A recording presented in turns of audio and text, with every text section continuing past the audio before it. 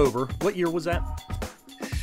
Let's see. It was 1999, and I took my first convention in 2000, I think it was, by myself as executive director. I had run previous to that. We had changed every year and had convention chairman, and so I figured up out of, what is this, number 30, I forgot now, let's see, 35, by 37 or 38 of them, I ran about 24 of them.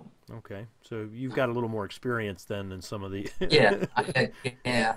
What? Some of the guys meant well, but they couldn't pull it off. Some of the guys did really well, but they didn't want to do it again because it's an awful lot of work. I got it down now. I've got all my contact people there in northern Kentucky. I know who to see for the buses, who to see for this, who to see for that. We got a nice hotel now.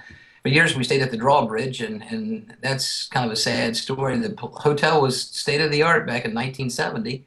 And because it's so big and it wasn't attached to a chain of hotels, it kind of lost a lot of ground over the years.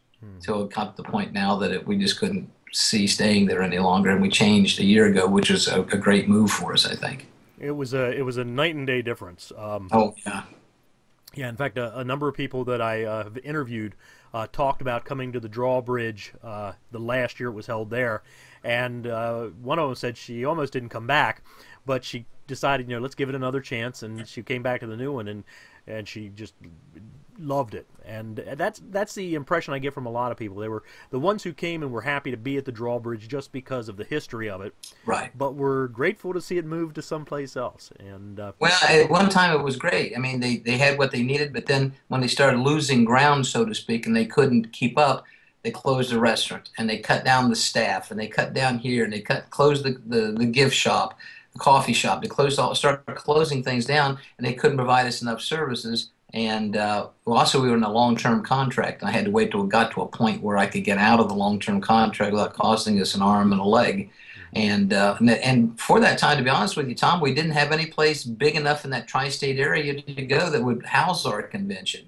And the big reason we stayed there is because of VentHaven. We wanted to take people up to VentHaven to see the museum and to help kind of push it along. And to taking it to Cleveland or Columbus or Indianapolis or Nashville, it just didn't make sense. Okay. What year did Ken start teaming up with you to help out? Well, Ken helped me on and off when I was just a convention chairman back in the 90s. But really where he took off was with me 13 years ago when I took over as executive director. Okay. I made him my right-hand person and was the best right-hand decision I made. Yeah, he's an awesome guy. Can't say enough. I mean, you two are just so busy at convention. It's unbelievable. Sometimes I have to give each other a break. I say, Kent, I'm going to my room. You're in charge. Don't call me. And I go up and cool off for a little bit. You actually put him in charge? Oh my God, I know what's wrong with me. No, he's great. He's the only guy I know I could say, Ken, run this, and he would run it, and I could go take a break for a few minutes and just sit down. You have to let your brain cool off with all that going on sometimes.